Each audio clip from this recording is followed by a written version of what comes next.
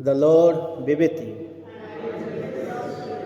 A reading from the Holy Gospel according to Luke.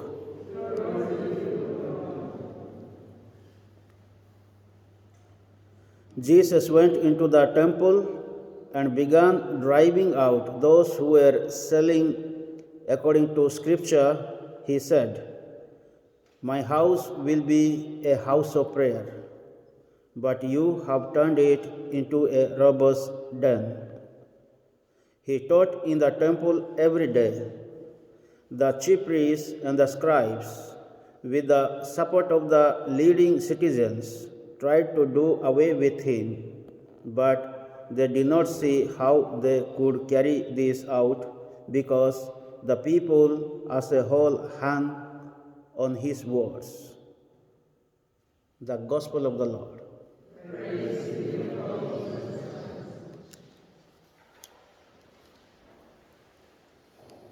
In today's Gospel, we find Jesus is cleansing the temple. Temple is the place of God. In the temple, we pray, we worship, and we are communion with God. That means the temple is the sacred place, holy place, where God's presence is always there. In the first reading we heard, after making or building the altar, they dedicated to God. They sacrificed the Maccabees brothers and the people. So the temple was dedicated to God, the altar was made to sacrifice. So when we find in the Gospel, Jesus is cleansing the temple. So the place of worship became the place of robbers' den. So this is what Jesus said in the Gospel. You have turned the house of God into robbers' den. That means there are thieves, there are corrupt people, there are abusers or exploiters. So in the temple, what is happening now? The money changes taking place, and buying and selling animals, birds, other things are taking place. The place supposed to be holy, sacred, and for the place of worship. Why did Jesus get angry? And what type of anger is of Jesus? We find only in this place, in the New Testament, Jesus was angry. And his anger is known as the righteous anger. What is the meaning of righteous anger? Righteous anger is the anger which is standing for the good cause. It is not simply feelings or emotions and he was hurt by something else. But he is having the righteous anger to teach the people that this is the place of God, to worship, to pray, and to be communion with God. So this is what we find here in the temple. There was exploitation was going on. People were changing monies, means when people came from outside, they used to exchange the money in order to put inside the treasury or in the temple. So they used to give less money, exploitation, again selling animals or birds for sacrifice in the temple. Instead of selling 2 pounds, they were selling like 4 pounds, like the double amount of the price, the things. So they kept the temple where a lot of exploitation was taking place, corruption was there. And Jesus cleansed the temple and he said, "Destroy this temple. In 3 days I will raise it up." In other place he said. So here, temple is not only the physical temple Jesus is talking about. Jesus himself is the temple of God. So that is what he said, destroy this temple.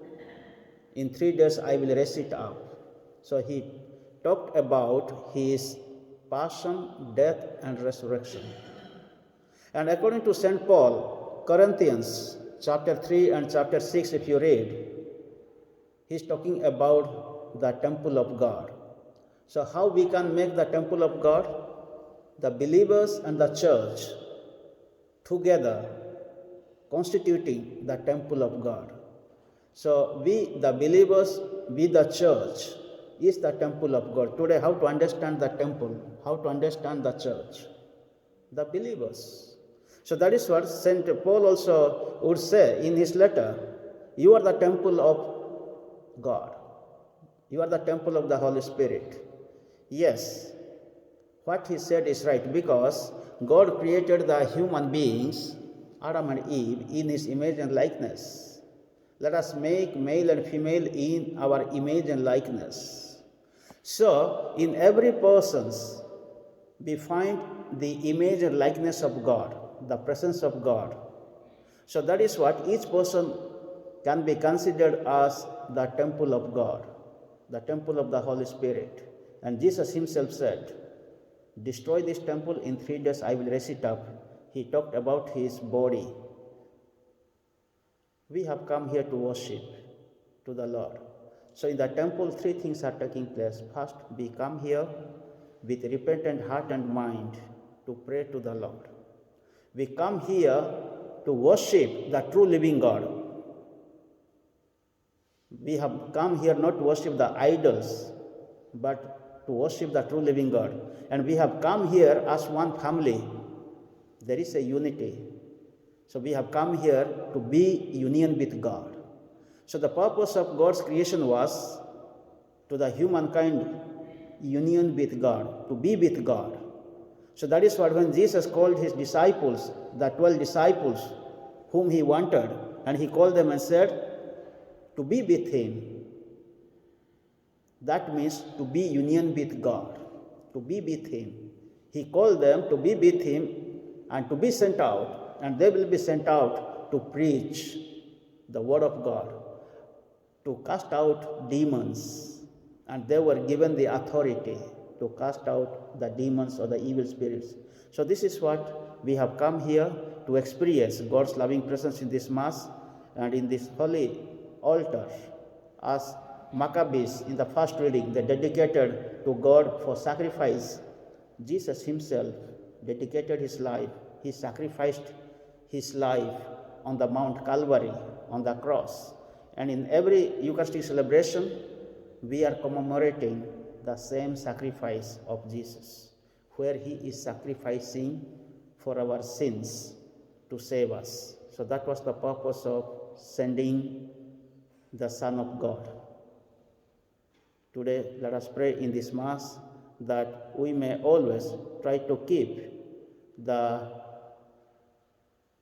presence of, try to experience the presence of God in our life, and try to keep our church or the temple sacred, holy, where we can pray well and receive God's blessings. May the good Lord bless us all in this holy Mass.